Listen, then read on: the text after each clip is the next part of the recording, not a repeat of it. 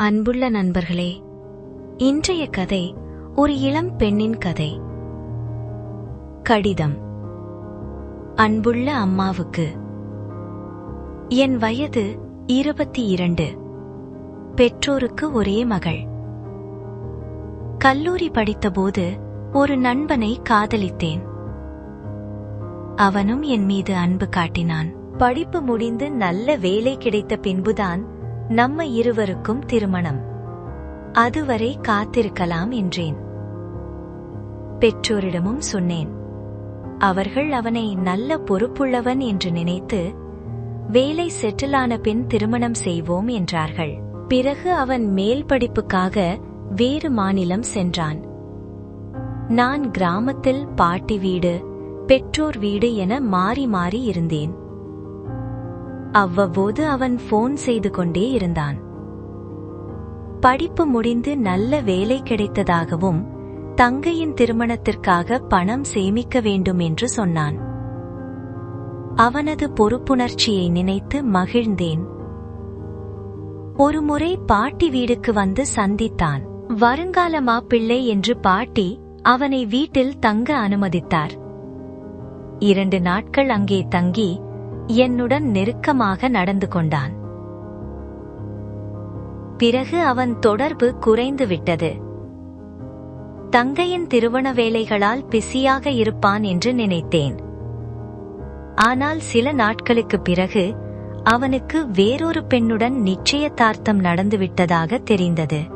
அதை கேட்ட என் தந்தை மிகவும் மனம் உடைந்து அவனை நேரில் சந்திக்க சென்றார். அப்போது செல்வந்த குடும்பம் முன்வந்ததால் அவர்களுடன் திருமணம் செய்ய போகிறேன் என்று கூறி என் தந்தையை அவமானப்படுத்தினான்.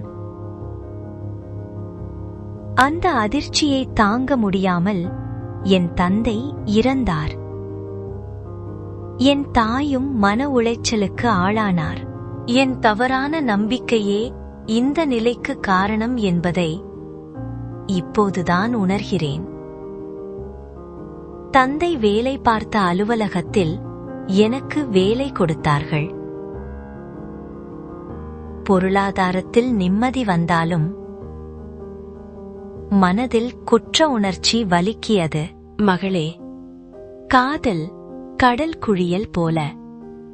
சிறிது கவனக்குறைவு இருந்தாலும் அலைகள் அடித்து செல்லும்.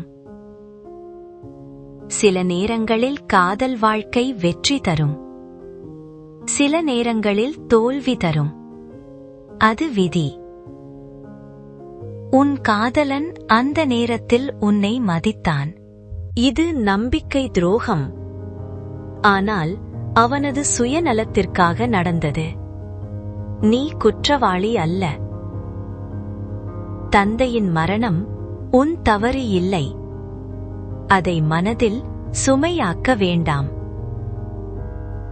இன்று நீ தந்தையின் வேலை பெற்றிருக்கிறாய். சொந்த காலில் நிற்கிறாய். உன் தாய்க்கு துணை நிற்கிறாய். அதுவே பெருமை. காதலில் தோல்வி ஏற்பட்டாலும் வாழ்க்கையில் வெற்றியை பெறலாம். முந்தைய நினைவுகளை எல்லாம் அழித்துவிடு. உலகத்தில் உனக்கு பொருத்தமான பலர் இருக்கிறார்கள். நல்ல குடும்பத்தை தேர்ந்தெடுத்து வாழ்க்கையை மகிழ்ச்சியுடன் கட்டிக்கொள். உன் எதிர்காலம் இன்னும் அழகானதாக இருக்கிறது. விழுவது எழுவதற்கே. செய்த தவறுகளே கடவுளிடம் ஒப்படைத்து புதிய வாழ்க்கையே தொடங்கு. நிச்சயம் உனது தந்தையின் ஆன்மா அமைதியடையும். அன்பும் ஆறுதலும். உன் அம்மா.